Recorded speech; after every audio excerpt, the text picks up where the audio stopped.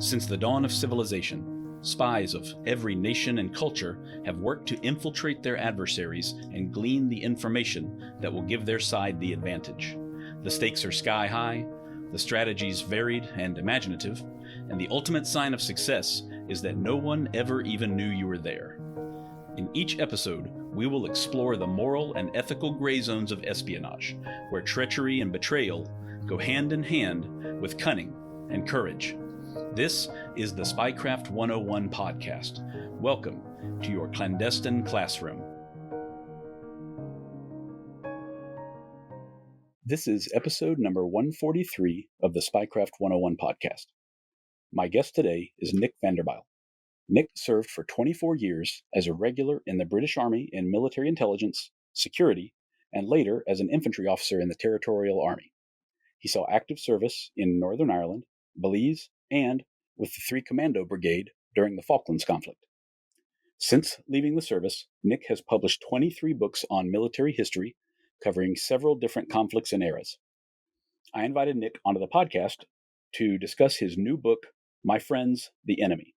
It's the story of his experiences during the Falklands War between Argentina and the United Kingdom, which lasted for 74 days beginning in April 1982. Nick was on the ground as a non-commissioned officer in the intelligence section of the 3rd Commando Brigade as British forces fought to retake the islands and worked to build the intelligence picture for commanders making life and death decisions every day. If you're looking for a way to get friends and family as interested in history as you are, or if you want to learn something new and unexpected every month, then make sure to check out History by Mail. Every month, History by Mail will send you reproductions of famous and influential historical documents from American history. Accompanying the documents themselves are articles which put them in the context of their times and help you understand the impact they had on the course of American life. The topics are widely varied, so you're always learning something new across themes that include historical inventions, American wars, and foreign diplomatic relations. I'm really enjoying my own subscription because it's opening my eyes to historic events I knew nothing about. For instance, one of the first packages I received contained a reproduction letter from Annie Oakley to President William McKinley offering her services as a sharpshooter during the Spanish-American War of 1898. Who knew? Not me. You can subscribe for yourself or gift a subscription at historybymail.com for as little as $6.50 a month. Just click the link in the show notes of this episode and use the discount code Justin10 for a permanent 10% off your subscription. Nick, thank you for taking the time to speak to me today. That's my pleasure.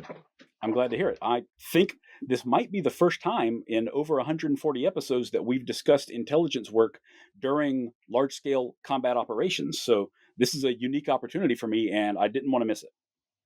Well, I'm delighted to be able to just sort of point a little bit of what goes on in military intelligence. Some of it is obviously very secret. People will know. Some of it we'll see going on in any event. But I'm glad I've been able to at least point a little bit of what went on during the Falklands campaign. Okay, fantastic. I'm sure people are excited to hear this, I promise. Good, I'm delighted. So can you start by telling us what made you decide to make this the subject of your book? Because as I said, you've written, I think, 23 now total.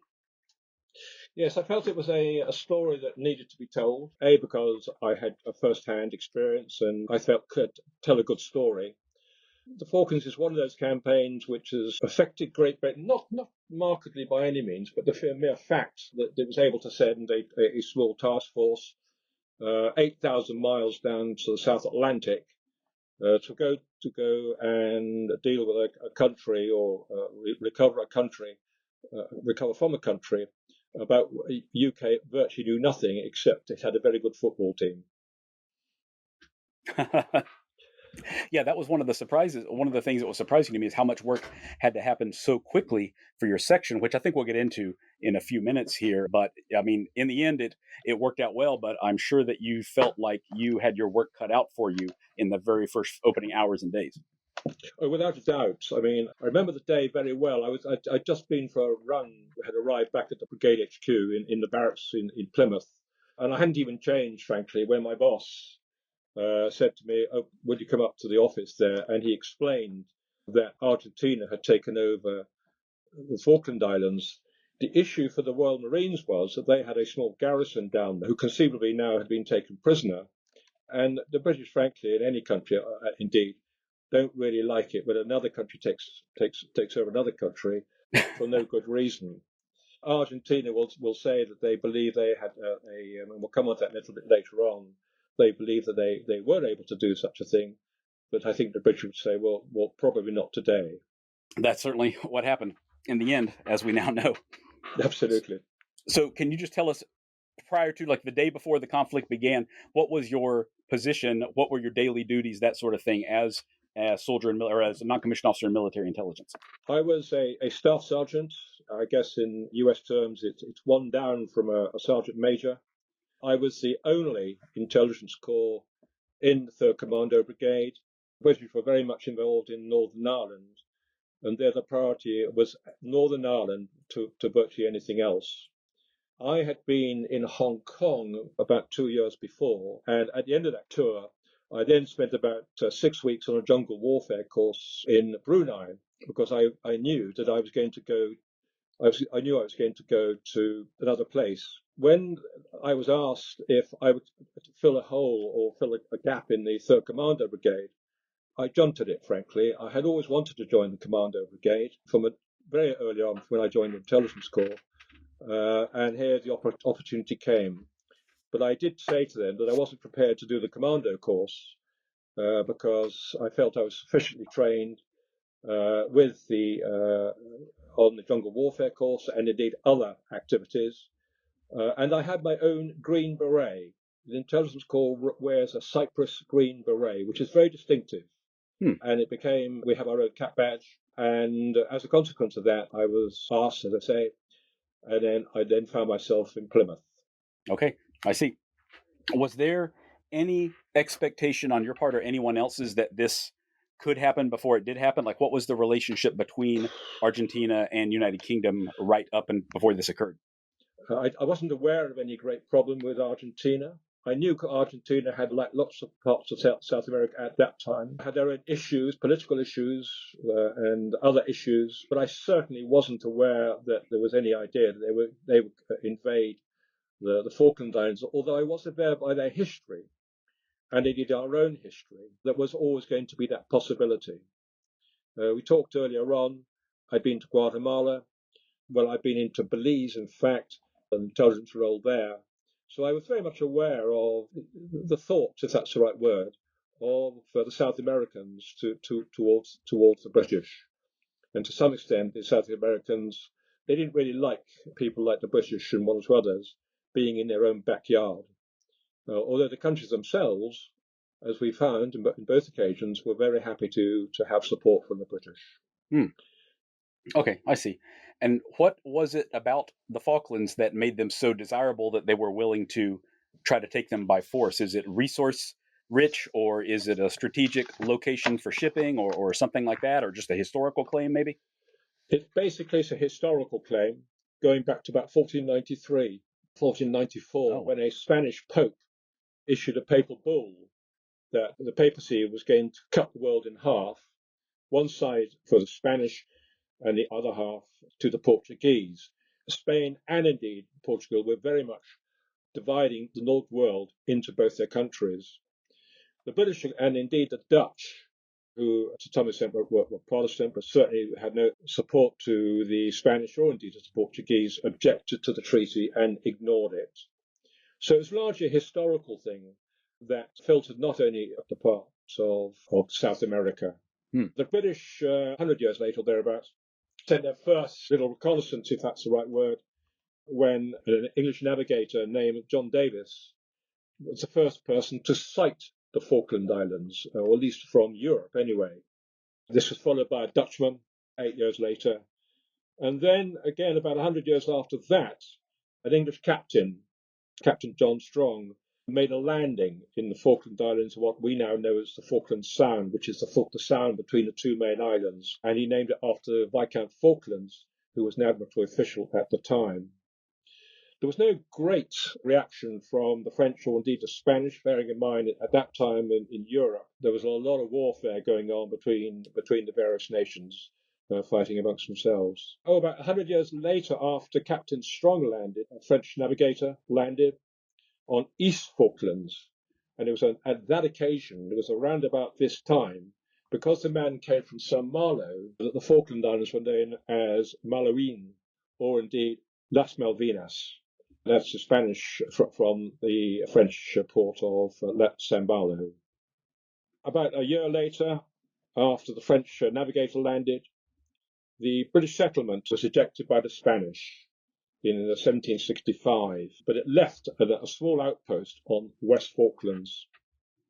For various reasons, mainly because of the Napoleonic Wars that were going on in Europe at that time, the Spanish maintained on the settlement until about 1816, when the new Spanish colony of Buenos Aires declared independence from Spain and proclaimed sovereignty over the Falkland Islands. So you can see from what I've just been describing, it is all rather quite complicated. Yeah, absolutely. But was very typical, to be very honest about it, in that part of the world at that time of the world, as you will know. Indeed, in 1831, the US became involved for the first time when the US warship the Lexington destroyed the Argentine settlement on the East Falklands and arrested 3 whalers who were hunting seals at the time. And 2 years later, the British arrived and expelled the remaining officials, Argentine officials, should I say, on the island. And from then, it became a British colony. Okay, I had no idea they were contested so heavily through history. You'd be quite surprised if you look at, dare I say, our history, or indeed world history. You'll find all sorts of weird and wonderful things going on, which even harker on today, all down to history in one way or the other. Mm-hmm. Totally agree. Yeah. So far as the British were concerned, they then sent a governor, 1841 or thereabouts. But all the time, there was the Argentines pestering the British presence. In 1964, the UN debated the sovereignty for the Falklands for the first time for any great length of time. And whilst the Spanish or the Argentine proclaimed its claim on the papal bulls that I mentioned earlier on, the fact that the British on its claim was, as it says, I read, it says open, continuous, effective possession, occupation, administration. The will of the UN sided on the side of the British, and indeed, half the reason, another good reason, was because the Falkland Islands themselves wanted self-determination as recognised by the United Nations, and that would be with the British, not Argentina. The UN approved the assembly, and for the next 20-odd years or so, Argentina continued to declare that the Falklands was Argentinian. And that basically is a little bit of history leading up to 1982, rather. Not be very complicated what goes on, but that's basically what it's all about. Yeah, there's very, very long-lasting ties there clearly between both countries. So in 1982, as a protectorate, what kind of military forces did British government have in place in the islands? It's the Royal Marines who provided a small company. A British company is about, let's say, 70 blokes, and they rotated about every 6 months or so, and they were the garrison. So around 70 personnel, 70 troops? 70 soldiers, yes, or Royal Marines, should I say. Everybody will acknowledge it was probably a rather weak force, but nevertheless it was seen to be a presence. And the Royal Marines, changed every 6 months or so. The Falkland Islands themselves were delighted to see the British, the Royal Marines, and indeed any times when the Royal Navy turned up in their warships in the South Atlantic to call in to Stanley. Mm-hmm. I see. So on the islands by that time, was it primarily everyone there was a British citizen, right? Yes. But was there like a mix of Argentinian culture or language? Were people bilingual, anything like that? Or was it pretty much just British influence at that point? It's a British colony, and there was no desire from the Falkland Islands themselves that it would have anything to do with Argentina. There was no doubt that there were 1 or 2 Argentines there. I don't know what they were up to, but we can only guess. But they were accepted as the people of the Falkland Islands, essentially. Okay, I see. So when this began, can you talk a little bit about how it was taken over? I mean, clearly, like you said, with just a single company there in the islands, there was not going to be a huge amount of fighting to begin with, I guess. How quickly were these Argentinian forces actually able to like fully occupy the islands? As you so rightly say, they landed, my recollection was a couple of regiments.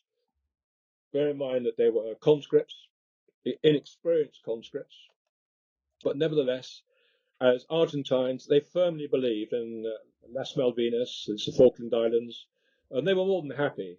Certainly, is my experience there. They were doing a job which was something that the country wanted them to do, and they believed it was right and just to do.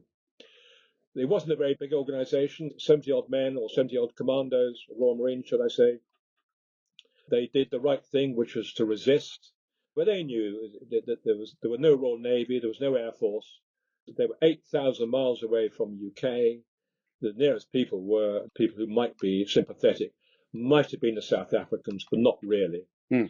The nearest British base was Ascension Island, about 4,000 miles to the south. So it was a dead loss, really. There was nothing they could do.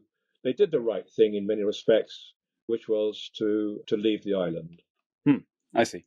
Yeah, they were caught in an impossible situation, no question, because as we clearly can see, it was, true support was weeks away, because that's how long it took you to, fully mobilize the forces that did eventually arrive. I'm curious, Yes. Nick, were there any signs, like in hindsight, was there anything that the Foreign Office missed about the buildup for and the preparations for this, or anything that the MOD missed that N- perhaps could have given a little bit of advance warning? Not as far as I'm aware. Not that I've heard of. And certainly when I got to Stanley, it was one of those questions that we began to ask some of the well-placed Falkland Islands. Tell us, what do you know? Now, I was actually only there for about a week after the surrender anyway, Mm-hmm. but certainly my colleagues who were out down there later on said, there was nothing that they could do, and there was nothing that the Foreign Office could do, and there was nothing that the Ministry of Defence could do. It was a surprise attack in many respects. Sure, But I'm understandable. certain, I'm sure. I mean, the Foreign Office will have known something, but I think that's for the Foreign Office to answer, because I don't know. I certainly am not aware of anything. Okay, I see. So earlier you mentioned learning about what had happened from your commanding officer. Can you talk about those first few hours and days as you were and your section were kind of mobilizing for what was to come? Yes, we were based at what was called Stonehouse Barracks in Plymouth, which was the headquarters of the 3rd Commando Brigade. And I'd just gone for a run. The boss called me in, said, "Oh, this has happened. The Falklands have been taken over." And to be honest about it, I said, "Well, where the heck is the Falkland Islands?" It was almost a joke, but he said, "Yes, you're quite right." And he got a map out and said, "This is where we are." And then way down the end of the map, he said, "This is the Falkland Islands." And to some extent, it was the first time that had ever been mentioned to me, because I had no interest in it. My interest was the Commando Brigade whenever we went to Norway, which was in the winter time. In fact, I'd just come back from 5 weeks in Norway in any event. And so it was a bit of a mystery to me. And so I had a big, steep learning curve. None of my section had been down there. And so it was really quite new and a little bit of a surprise. But I was able to get a shower. That was the main thing. That's good. Always good. So I understand from reading your book, I was shocked at the immediate need to go to like open source publicly available materials to start to kind of build the picture of the Argentinian military capabilities and the overall situation. Can you talk about the sources that you were using to kind of build those first reports? Up in Plymouth, there was a very reasonable library. And we simply went to the library, looked in the military history section. I think I went up with a couple of the guys, and we just trawled through some of the books and volumes and things like that. I had a word with the librarian and said, "If we need some of these books, would you mind if we came back and maybe did some copying?" But it's a fundamental thing of intelligence. You get your intelligence from wherever you can. It doesn't always have to come out of top secret documents. It comes from anywhere. And that had been my culture, the culture of the intelligence corps for a long time. You don't always get everything from secrets. You get it from publications. Mm-hmm. Quite apart from talking to people. We did put out a thing on the local radio. If there's anybody who maybe wanted to have a conversation with us or who were down in the Falkland Islands. Interestingly enough, we only got a couple of calls. of people who were able to provide us with a little bit of information, but we knew from quite earlier on that we were going to have to start from a blank piece of paper. I see. Yeah, that seems like a daunting task, although I know that you guys did a heck of a job of putting everything together before things really heated up, so to speak.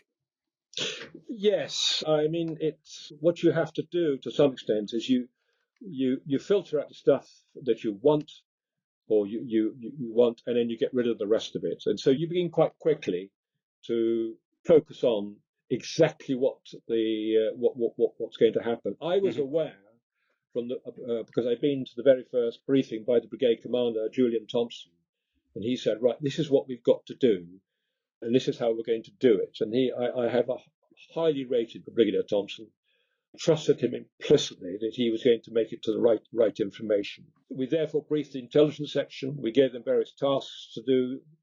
To think about the mapping we're probably going to need. Another one was thinking about what equipment do we need to take with us. So it was just basically everything just sort of filtered into a logical solution in the knowledge we were going to be on board ships for a long time, but we didn't know when. And the other thing is, of course, we didn't know what ships we were going to go on either. How quickly was the decision reached that you would be going there and retaking the islands by force? Like, was there any, diplomatic negotiations or anything like that, or any chance that the UK would back down now that, the Argentinian forces had occupied the islands? Or was it always going to be a fight? It was always going to be a fight. Like yourselves, we aren't going to back down when we don't need to. And if we need to defend our logistics and resources, then we will do that. And I've got it down that the next thing that really happened was when South Georgia was captured, which was on the following day, which was on the 3rd of April. And that, to some extent, said that the Argentines are serious here about this, encroaching. I'm going to use the word encroaching advisedly into parts of the South Atlantic, which we had, or the British rather, had been a key player. So it really was, to some extent, in the rugby connotation, that the Argentines had scored a try. And therefore, we were going to have to deal with it. The UN, of course, as always, they don't sit on the fence, in my view. They condemned the Argentine invasion because it was the right thing to do. And that's why the task force was assembled the day after the Argentines invaded on the 3rd of April, that the British began to put together a task force. Okay, I've got it. But that's still several weeks of sailing time after you leave port to get down there. So they had quite a bit of time to dig in and prepare for your arrival, then, I take it. Oh, yes. And we had time, of course, to prepare it. So it's the other side of the coin. We were not by any means doing nothing. So far as we were on the intelligence side of life, it was a brand new piece of work. It was a brand new piece of paper, as I've said to you. That piece of paper needs to be filled. And we had a Royal Marine, my section. I was in the Royal Marine section, the Commando Gobe intelligence section, all Royal Marines. And they did a brilliant job of just putting their heads down and helping us put something together that would enable us to land on the Falkland Islands. They did a first-class job. They were really experienced in collation and assembling the information. To some extent, it was up to me then to convince them to do, who, what, why, when, where, and how many. Those logical questions that we need about the enemy. And once we got on board the ships, we had nothing else to do, to be blunt about it, but run around the deck about a couple of times during the day, do all the collation and do all the stuff that we needed to do, and maybe go on the evening time and have a couple of beers. But then we began to, as part of the information that we were beginning to collect, we were able to assemble things like intelligence summaries, some reports on equipment, and then everything essentially began to gather pace. It's a fairly logical sequence. It's a bit like buying a house, isn't it? You do this, once you've got on the road, then everything fits into place as you're building that house, and that's exactly what we did. And we moved 3 times, I think, on the trip down, from a small office to a much bigger office, because that's what we needed for all our maps and 1 to 50,000 maps. Everything had to be thought through and dealt with. If there was a problem, we would deal with it there and then. Brigadier Thompson regularly came into the intelligence section. I think a lot of it was morale, and that's what good leaders do. But also, he wanted our opinion, in addition to the opinions being given by his staff officers and one or two others on board the ship. Mm-hmm. So it was a very, very important period, frankly. We essentially, on the trip down to Ascension Island, which was essentially got ourselves together, knew we had to do a job. We knew what we had to do. We knew we were going to be short on lots of bits and bobs, but the Royal Marines being Royal Marines, it didn't make an ounce of difference. We must sort the problem out, and that's exactly what we did. Sure, understandable. It was a pleasure. That is amazing to me. That's kind of, I don't think that, we've had a similar experience, the American forces, in a while, because you're sailing down there, you know exactly when you're going to arrive, and the fight's going to start whether you're ready or not by that point. So you have to be ready. You can't, kick off at a time of your choosing, like we did with Desert Storm in 91 and that sort of thing. Like it's going to happen on the day that it's going to happen, no matter what. I couldn't agree more with you. I think it was the comments you made about Desert Storm and so on and so forth. I found it really quite interesting, quite worrying. I think probably because the Allies of not learning maybe the lessons that Operation Corporate, the recovery of the Falkland Islands, showed us, or things that can be done. Bearing in mind, of course, we weren't being flown from A to B, and our distance was absolutely enormous, 8,000 miles. Right.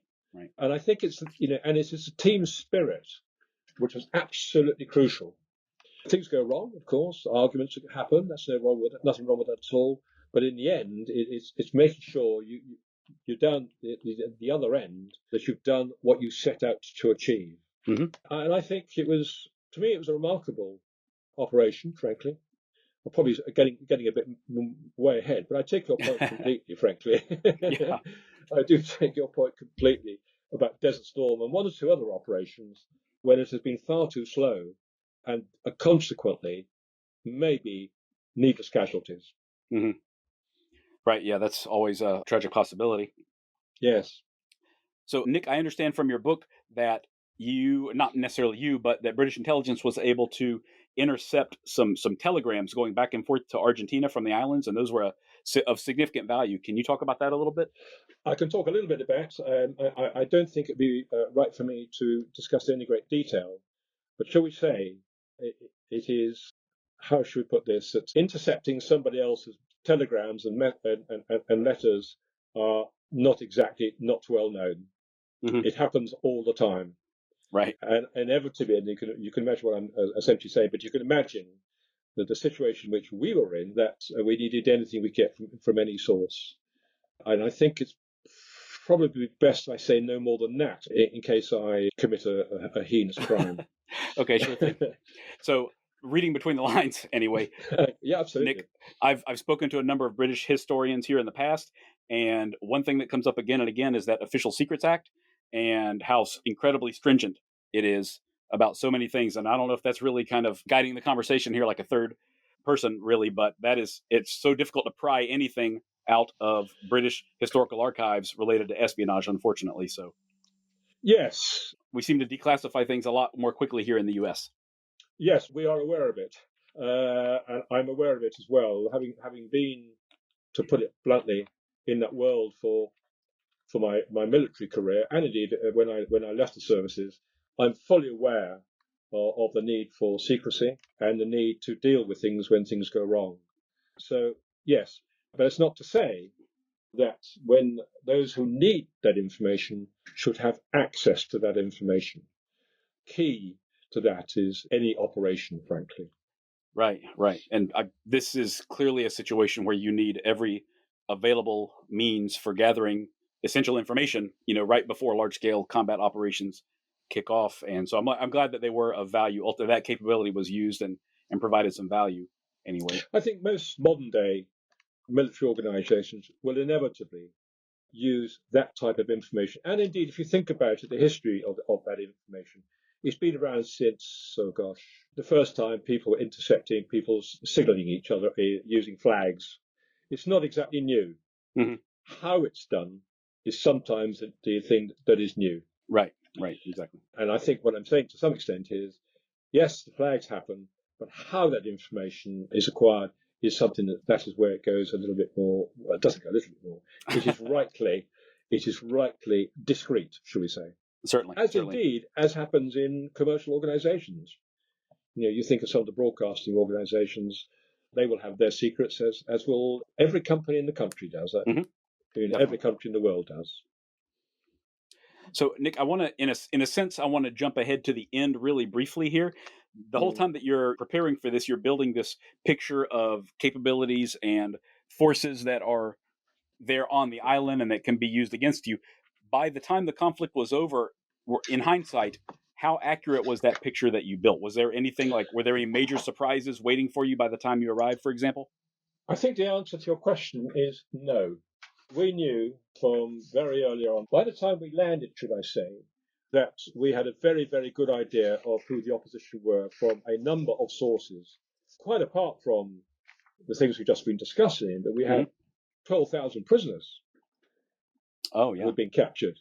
So the interrogation, for instance, was a big, big issue. And of course, interrogation, by definition, to some extent, is always very sensitive anyway.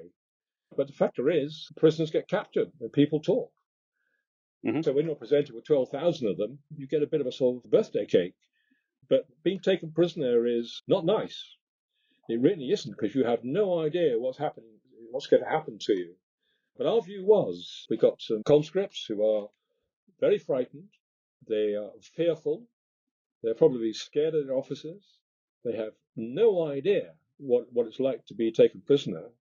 And therefore, one chats with them, and therefore gets information.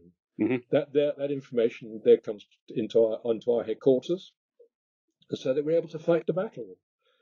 But I think the 12,000 prisoners, it's an astonishing number if you think about it, who surrendered quickly to a force of 7,000 or 8,000, who had just travelled 8,000 miles. Right. That seems like a tremendous logistical challenge to adequately care for that many hungry mouths to feed, so to speak. People that have to be sheltered, fed, and watered in some way, and potentially, need some medical care due to wounds suffered or whatever have you. And that seems like an enormous burden to take on. So were the British forces adequately prepared for that? Absolutely. The logistic people were prepared for it. Once, bear in mind that the task force itself, there was 2 or 3 elements.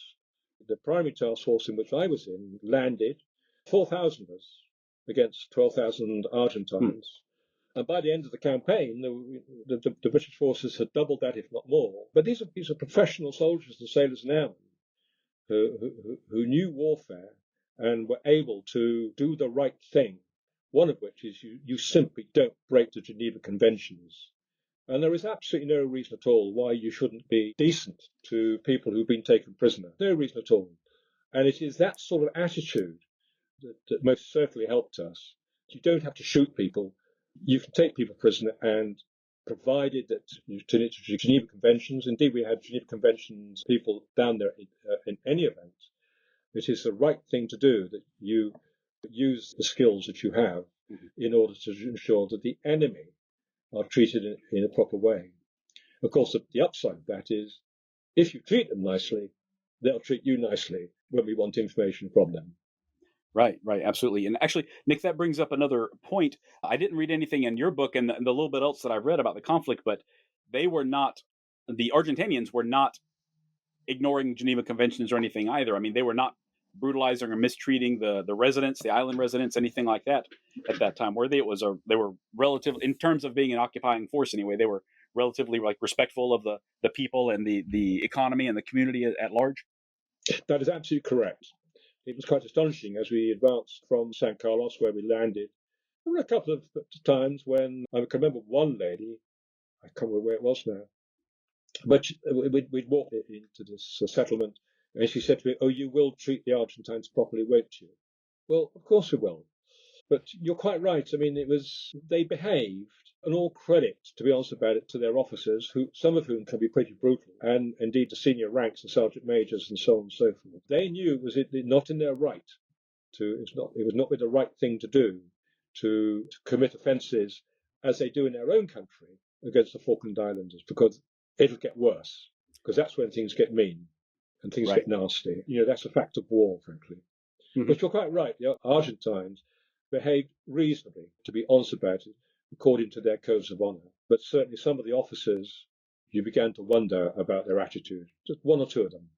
I see. Yeah, I think that's normal, not understandable or reasonable, but certainly normal in a conflict. I think that at least a fraction Yes. would be that way.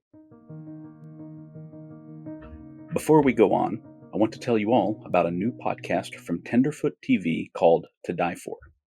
Imagine you were a fly on the wall at a dinner between the Mafia, the CIA, and the KGB. That's where this unprecedented podcast begins. Brought to you by the makers of the hit podcast To Live and Die in LA, To Die For marks the first time a Russian-trained honey trap has told her story from beginning to end. Taught to seduce men for their secrets and sometimes their lives, Alia Rosa was trained to believe that her body no longer belonged to her. It belonged to the state. She was meticulously trained to be the perfect weapon, able to seduce her targets into compromising situations that have ended careers and sometimes lives. From Tenderfoot TV, the studio that brought you Up and Vanished, and To Live and Die in LA. Make sure you check out To Die For, available beginning on March 26th, wherever you get your podcasts. Absolutely. Yeah. So, once you arrived, Nick, what was D-Day like for you personally, actually making landfall after all those weeks of preparations? Totally unexpected. Really? Yeah, absolutely. We had no idea. Honestly, we steamed into San Carlos. I remember it was quite a clear day, my recollection, and we were sort of ambling around the decks, as one does, and then all of a sudden these aircraft screamed over the head. I said, "Who are they? What are they doing here?" And that's when the air raids kicked in. Then we were then forced to do something that very few of us had any experience at all, if any, which was to be under air attack. I think to me it was a noise. It was the gunfire. It did take a little bit of getting used to, but it was just a shock, the initial shock of what was going on. And then once you got used to it, you could all, I'm not going to say you'd be a little bit casual about it, but that's not the right thing to say. But we got used to it, shall we say. Mm-hmm. But it certainly was, and particularly when the ships began, 1-2 ships began to sink or were damaged. This didn't happen to the Royal Navy. This is not the way we've done it since 1945. And all of a sudden, we were fighting a war where the Navy were having to fight a war which they hadn't really thought about for some time, which was air defense against modern aircraft, or reasonably modern aircraft anyway. It was a bit of a shock, certainly on the first day, on that first, I think we had about 6 air raids that day, I think. So somebody would have to tell me. And inside the ship, the klaxons went. We all did everybody did do was dive under the table, and then we saw sheepishly said, "Why have we dived under the table on a ship which has got iron decks?" It was one of those, and it just, I'm not going to say we got used to it, but it became much easier to manage. When you're on a ship, you're going to be relatively covered, and this one's hit. But on the ground, when you're in a trench or something like that, it's an altogether different. I think I was in about 4 or 5 air raids whilst I was on the ground, and that is an altogether different experience in any way. Oh, wow. Can't imagine. Because there is absolutely no cover except for your trench. Mm-hmm. I've seen some of the film footage of the Argentinian aircraft right there I guess it was in the Sound. It's some of the most incredible war footage that I've ever seen personally. It must have been just unforgettable to be there that day. I've seen, the aircraft fire everywhere, the gouts of water going up, and they're the low and fast coming in, and it must just incredibly intense, even watching it on a screen decades later. So I can't imagine what it was like to be there that day. It was intense, there's no doubt about it. But to some extent, certainly on the ship, I was on HMS Fearless, and it was a really good ship. And we trusted the Royal Navy to do what they were good at, which is defend their ships. And to some extent, once we got used to the air raids, and it's all to some extent, it became, we can deal with this. We'll have a couple of minutes lining some cover. Then we've got to get on with our jobs or whatever we're going to be doing. But yes, it was very dramatic. Mm-hmm. It was unexpected, and nothing like the war films. That's what we had. In our lives, we've watched war films, and this was something else. Ooh, and I think the courage of the Argentine pilots was astonishing. It really was. Well, I found it in any way. You almost have to want to shake their hands and say, you crack on, lads, you've done a good job. And it was astonishing. I mean, I did meet a number of Argentine prisoners who had been shot down. Oh, wow. And that was an altogether different experience because they'd just been through a horrendous experience, which has been shot down by enemy fire. They'd been captured, so far as they were concerned, anyway. I do remember an anecdote from your book, and I don't remember the pilot's name, but you wrote about one pilot he was on just sort of a reconnaissance patrol, and he, by himself, came up on the entire fleet unexpectedly and somehow survived. And it was clear the way that you wrote it, the admiration you had for that guy and his skills that saved his own life, even if he was the declared enemy during the conflict. Yes, I mean, war is a very strange game. It's not all blood and guts. You know, things happen. You admire the enemy for the courage that those enemy pilots came down. I mean, I was caught on Manhattan just before we got into Stanley the night before. We got nobbled by 7 of these Skyhawks, and they came in really low. And by low, I mean 200 feet or 150 feet like that. And we often wonder, you know, why so low? And we never really got to the bottom of it, but they certainly blasted us up when their machine guns opened up and the bombs dropped and so on and so forth. And I think they were probably as determined to make a mess of us as we were trying to avoid it. It was odd, really, when you're looking back, that to admire the courage of the pilots at the same time as they're throwing bombs at us. Right. You know, and they caused a lot of amount of damage. They sank a couple of ships, and they caused casualties. There was no great hatred about them at all. And I don't really know the reason for that. I can't really explain it. I can only imagine there had been historically a reasonable relationship between England, or Great Britain, should I say, and Argentina. But quite why not? I'm not quite sure why. Yeah, it's surprising, but it's kind of gratifying to hear that you can still have that admiration and still be doing your best to, overcome your adversary no matter what. Oh yes, and that's what soldiering's all about, or being in the armed forces is all about. I mean, we were very much aware of the Geneva Conventions, for instance, whereas I think some Argentines were not that very much aware of Geneva Conventions, and therefore, when we took the prisoners, we treated them properly and made sure that they were fed and wounded and so on and so forth. But at the same time, they knew they were some of them were going to be interrogated by ourselves, and rightly so. And I often think, I've often wondered, is because both countries played rugby. You know rugby, the English sport rugby? I'm familiar with it, but I haven't really watched. I don't know the rules or the ins and outs of it or anything. It's a slightly more, how should we say, it's gentle game than American football. Well, the odd game I played with that was horrendous. But I think there was this element, it was Great Britain that they were fighting against the British, and the British were apparently well known to be decent people. So apparently. And that was certainly told to me on a couple of occasions. We didn't mind fighting the British because we knew we would not get shot. I see. That's good to know.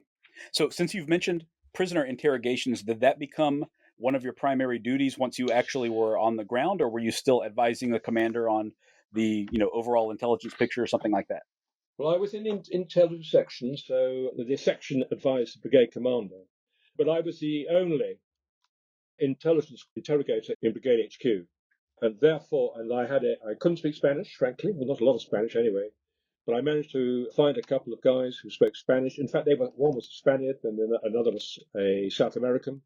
And I enlisted their hope, and they said, yeah, no problem at all. And therefore, we were able to go and talk to people who'd just been shot down or had just come to a battle who were shocked by being captured, the shock of the battle. And we were able to go along and use what's called the shock of capture, the idea that you are entitled to interrogate prisoners, but you have to conform to Geneva Conventions, and that there are certain cultures that demands. And I think once they began to know that we weren't going to put them up against war and shoot them, or something like that, which they'd obviously done to their own countrymen in not so many, in quite a few times, that was going to be to our advantage whenever we talk to prisoners of war. But prisoners of war probably are the most exposed people on the battlefield. I mean, if you can imagine being captured by people you don't speak their language, you've got no idea what's going to happen to you over the next day, weeks, and maybe months, and possibly years. You're certainly not going to see your family, and yet you have to survive. And we exploited that, and quite happily to do so. There were several occasions when I needed an interpreter, particularly when I was dealing with some of the prisoners of war, and maybe it's a bit of a ruckus, and I'd find a sergeant major, generally a sergeant major, and say, "Can you please help me with this?" And they happily say, "Yes, yeah, no problem, si, senor," and off we go and deal with the issue. Mm-hmm. It's an aspect of war which people love to talk about, but we were very certain in our own mind that we must conform to the Geneva Conventions because that was the right thing to do. There were actually people from the Red Cross on the battlefield. They were quite happy to. We were more than happy. In fact, they were allowed to come and see what we were doing wherever we held prisoners of war. Hmm. And that included for those who had been wounded on the battlefield or in our military hospitals, to the interrogation centres and one or two other things that went on. I'm very curious, Nick. How did that work anyway? Are they just kind of standing nearby and keeping an eye on you, or are they trying to? I don't know if I'd say interfere, but like intrude in any way. Like, are they in earshot of the interrogation? Not at all. Not at all. They know it is a fact of life. Interrogation has been part of military history for centuries and has been misused and has been used. And they were very, certainly when we were repatriating the prisoners of war from Stanley, when the Argentines were being get rid of, the one or two tricks that some of the officers convinced the conscripts to do, like hiding and not wearing the right uniform and all this sort of thing, they would often the Red Cross would often say, no, she said, you can't do that, senor. And then they go away and the most senior officer and say to him, that cannot let me happen. Mm-hmm. I accompanied quite often the Red Cross, so I knew what they were doing so that I could report back of how that was in the repatriation, how the prisoners were being dealt with and were being dealt with properly. Okay, I see. I've seen a photo of you, Nick, interrogating one of the pilots. I think it's in the archives of the Imperial War Museum, and it looks just like two guys along with the interpreter just having a chat right there on a couple of chairs, and it looked like a barn or something like that. It looked like. Yes, he'd been shot down. I think it was Garcia, Lieutenant Garcia. He had been shot down at the Battle of Goose Green. So he was brought to us. We were by still at that time at San Carlos. And he was one of a number of people who've been picked up over the previous few days. And that is what interrogation is all about. It's a classic case of good interrogation, to be frank about it. Obviously, I was in a chair, my recollection, or maybe on a seat of some sort. I think he was on the ground. And that is just part of the psychological thing which you expect to do, which you use as part of the psychology. I'm the boss, you're down there. And he was perfectly all right, Garcia. I mean, we had a chat with him, and that was quite sufficient. No problem at all. Was it common among all the prisoners that you interrogated, or the others did as well? Was it common for them to just try to shut up and just say, name, rank, and serial number, or something like that, or were they generally more talkative naturally? I think being captured it's not pleasant by any means. It is most unpleasant. You're not going to see your friends, family, country perhaps, for quite a long time. The future may well be bleak or appear to be bleak. And therefore, you use that to your advantage.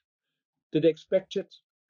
I just don't know. I expect they probably didn't, because their interrogation is very different from the way we would have handled it. Mm-hmm. Or we did handle it. Sure.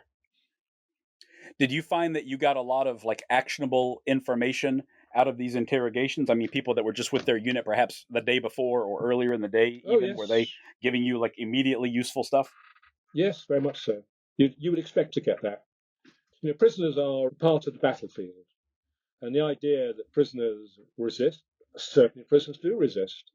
There's no doubt about that. So you get rid of them, and you talk to those who are more than happy to have a chat. And that's it. That's the way it is. This is not a sort of cowboy, not a sort of war film where people are being thrashed all over the time. It is a time when humanity, to put it bluntly, kicks in. In my view, what's the point of beating somebody up and hurting him? And perhaps the person next door is more than happy to talk. Yeah, that's an excellent point. When you have a number of prisoners to choose from, you don't need to spend hours trying to break one really tough guy. If the next guy in will start talking in the first 2 minutes, I suppose. That's absolutely correct. There were occasions, I must admit, when we got on special forces, who by definition do have a completely different culture. Mm-hmm. But I come back to the point I've just made. They have just been captured. and the future is bleak. Is it worth resisting? And the prisoner has to ask himself, if it is resisting, what is it going to cost me? It really is quite it's a very simple equation, really. And equally, that the people who are interrogating also need to have exactly the same culture, if that's the right philosophy, because they are also after information which may be critical. So it is a bit of a game. It's not the right word. The game's probably not the right word. It is a feature of the battlefield, except that people don't get killed. But people may well get very distressed, maybe for quite long times, and maybe for the rest of their lives. Perhaps. Yeah, I have to assume that those hours or days of capture are some of the most unforgettable and potentially life-changing that they'll ever have. I couldn't agree more. Wish I'd been able to contact.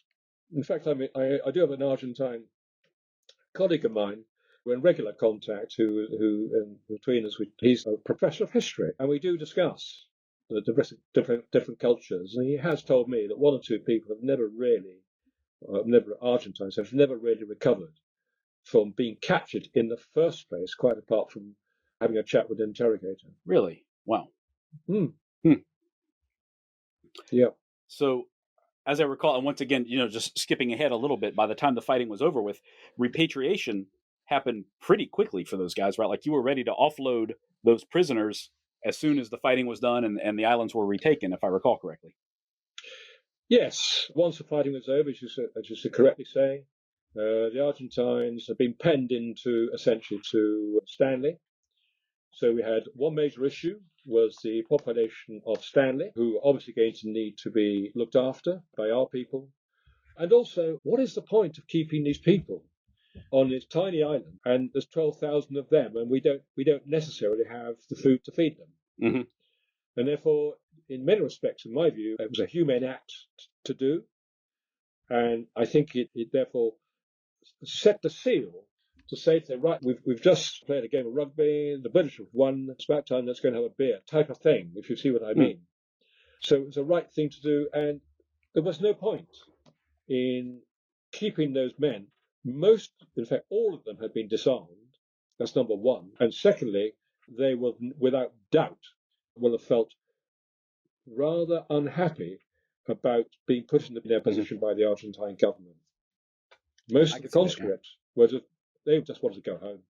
Sure. It was never really, for some of them at least, I'm sure it was never really their fight to begin with. They were just being forced to go.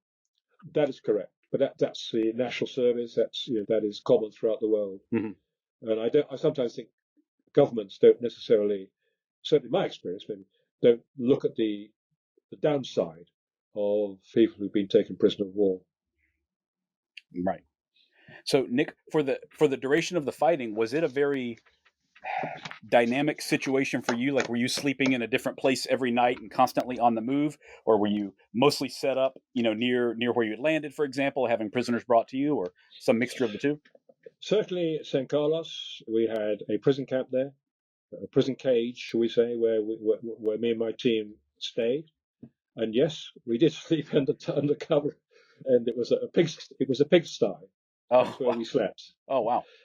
So we were undercover. Some of the prisoners, just to make it worse for them, were left out in the cold and the rain. But again, that is the nature. And provided that we didn't break the law of Geneva Conventions, and we were happy. I think I got about 2 or 3 days, maybe at San Carlos.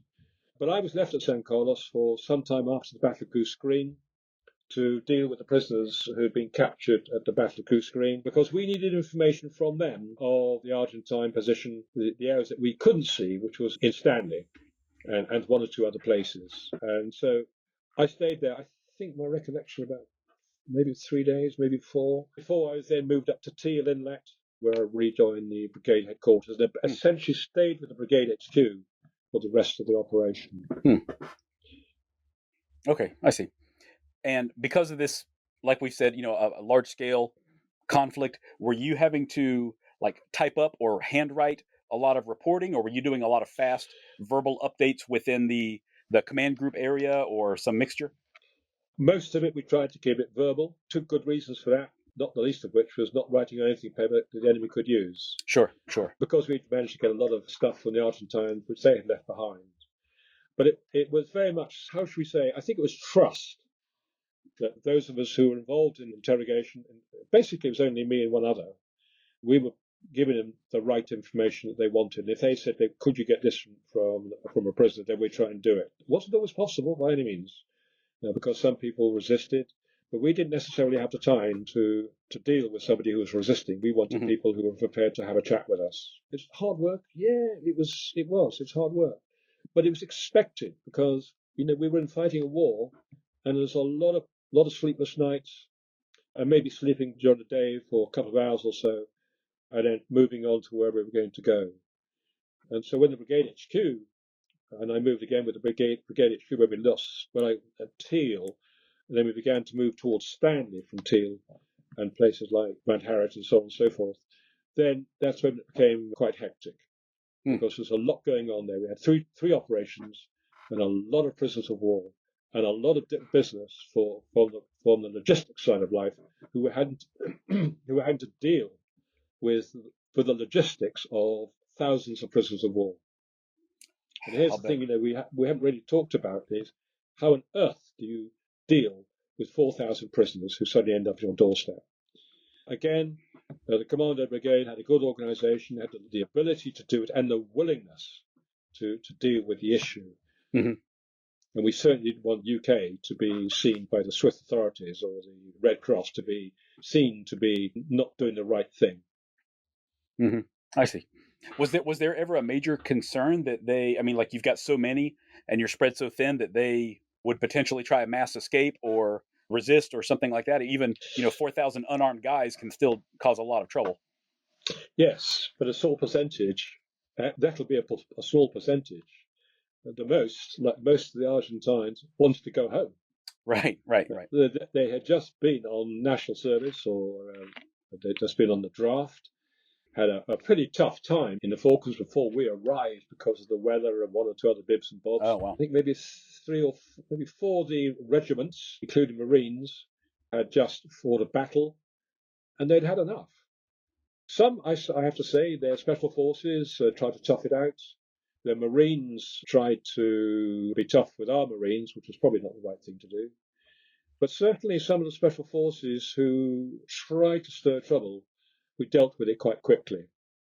Quite often dealing with, not ourselves necessarily, but using some of our more tougher people in our units to say, right, can you deal with this? And the Marines and the Paras would go away and help us deal with it, and then everything would be then all fine.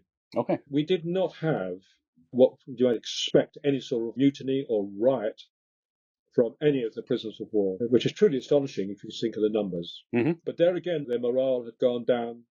The ships were out in the harbour. Oh, and that ship's about to take me home. Oh, I think I'll happily do whatever the British want me to do. Sure. Understandable. We did retain 500 or so who were selected because they offered information or had information. And that we kept them, or the British government kept them until such time as Argentina accepted a full surrender, which is what they did, which is what they eventually did. I think it was about 3 weeks later. By that time, I was on my way back to England. Oh, wow. Oh, yes. I mean, when I left after the Falklands, about a week, when the brigade left, went back to UK, colleagues of mine were arriving, which then allowed me to go home. Okay, I see. Fighting had completely ended by the time you left, is that correct? Yes, it had left a week before. The Argentines had surrendered. They'd lost the 4 battles, I think it was. The 4 battles of the last part of the war. And essentially a surrender had been agreed, which then allowed us not to have to take responsibility for the prisoners of war. And indeed our logistics people, our logistics staff would then have to look after those prisoners of war, but we can happily send them back to their home, to friends and family. Okay. I have to imagine by the time your time on the ground was over with, you were like physically and mentally exhausted. I was slightly worried about the word mentally. Frankly, I no doubt I was exhausted. I was tired. No, I'm going to use the word I was tired. There's no doubt about that. But against that, any mental strains you mentioned were certainly removed when we began to steam on the course, except for UK. Oh, the I bet Falklands that was Malvinas to incredible. the north.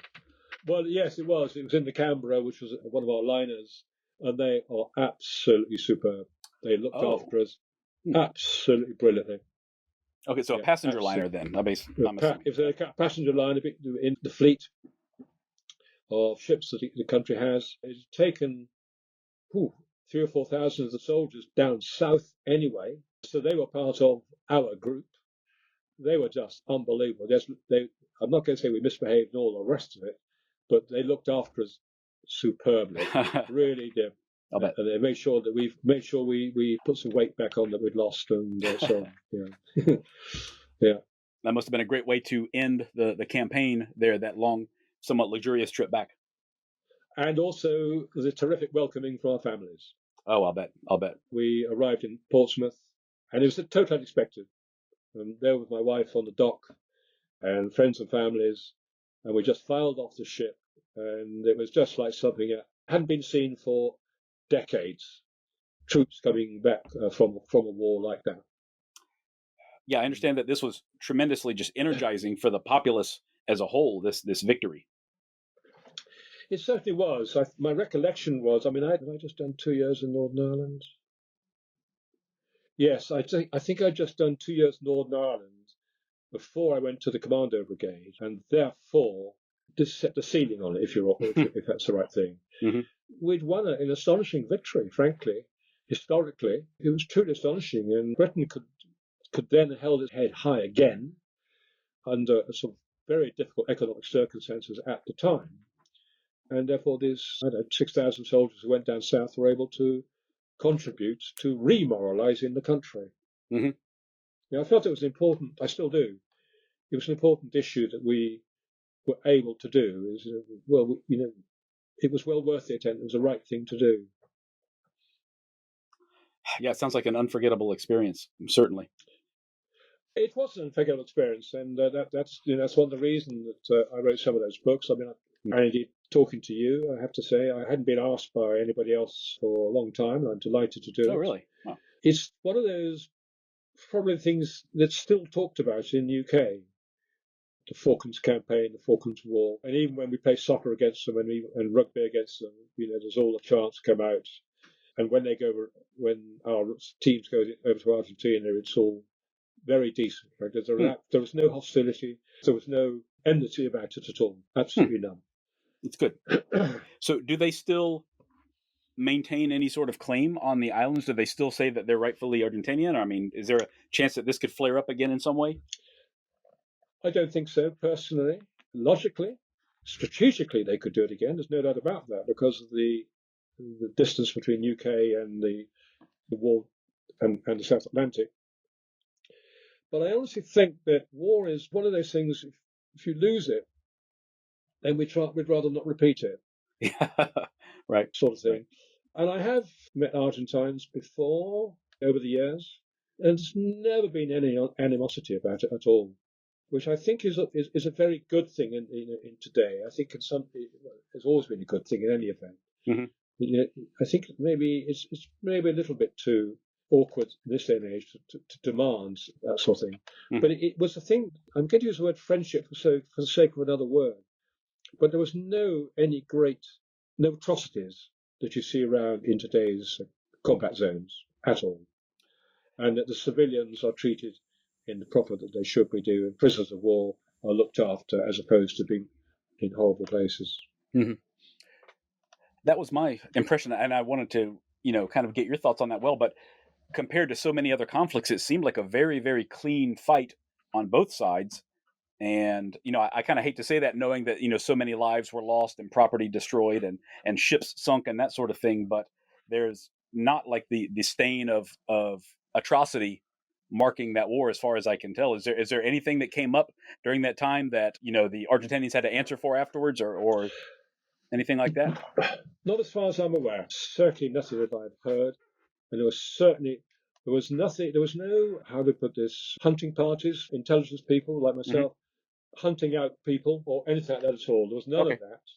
I think that the Argentines knew they'd been beaten well, and somebody was going to take them home. I suspect there were probably amongst some of the more militant units, maybe some of the Argentine commandos and special forces, who would have rather had a different outcome. Hmm. But they were in no position, frankly, to even think about that. If you think on our side, there was a complete brigade of experienced commandos and 2 parachute regiments who had a good reputation.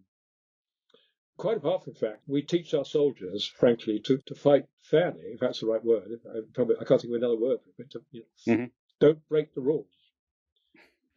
War is going to be nasty in any event, but why make it worse? Right, exactly.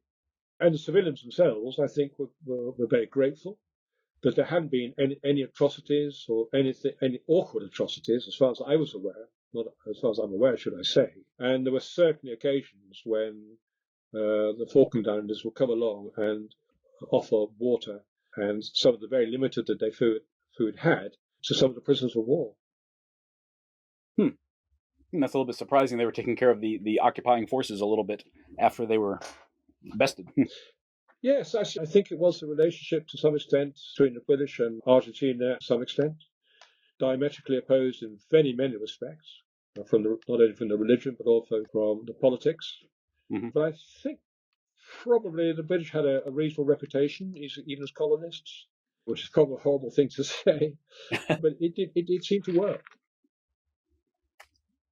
Really is an amazing story, Nick. What an amazing conflict that was in so many ways.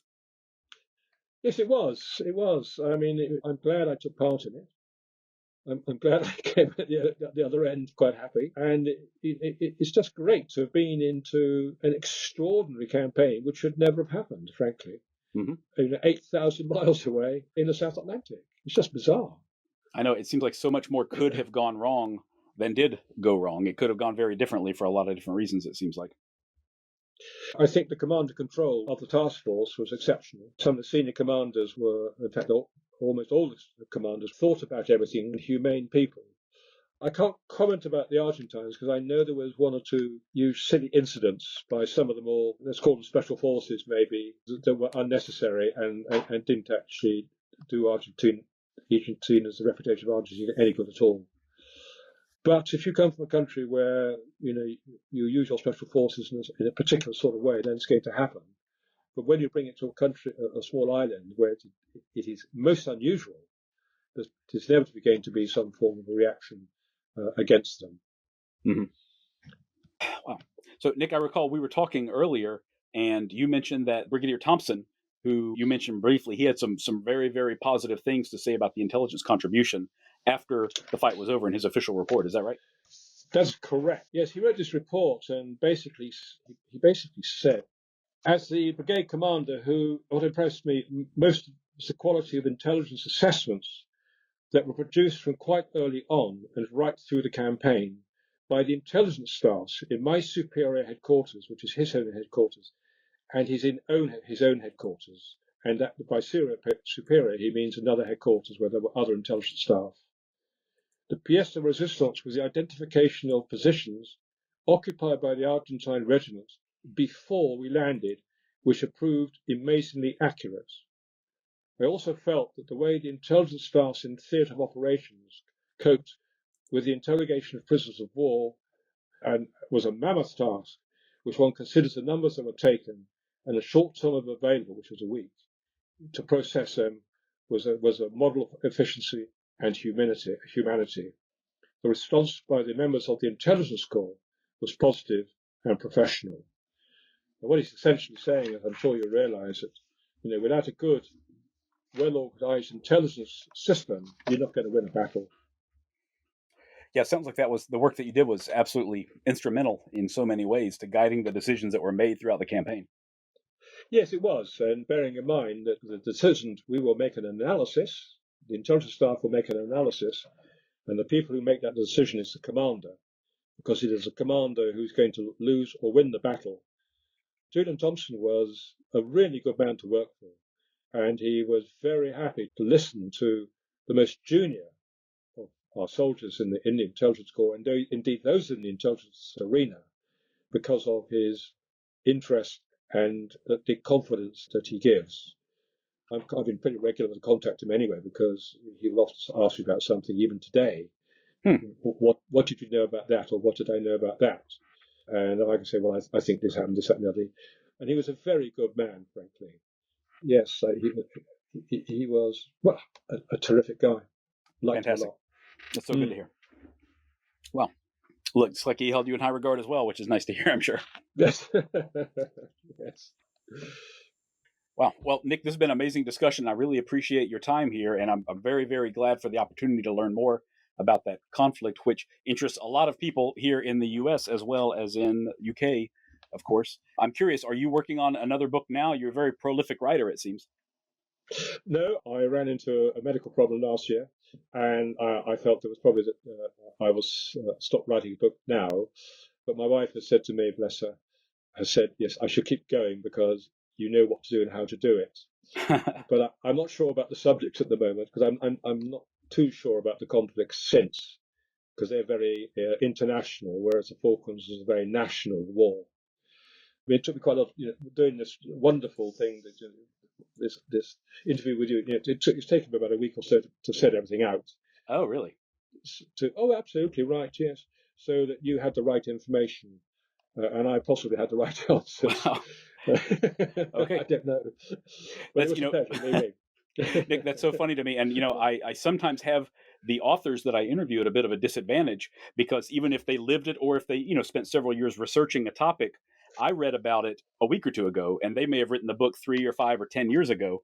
And they're kind of having to dredge it up, as you mentioned right now. So sometimes it is a little bit of a challenge for some of my author guests to be fully prepared in the same way that I am, because, it was just a day or two ago that it was all fresh in my mind. Absolutely. No, I couldn't agree more. Well, yeah, I really appreciate your time. Like I said, Nick, do you have a website or social media pages or anything you can share in case the listeners want to contact you? All I've got is my email address.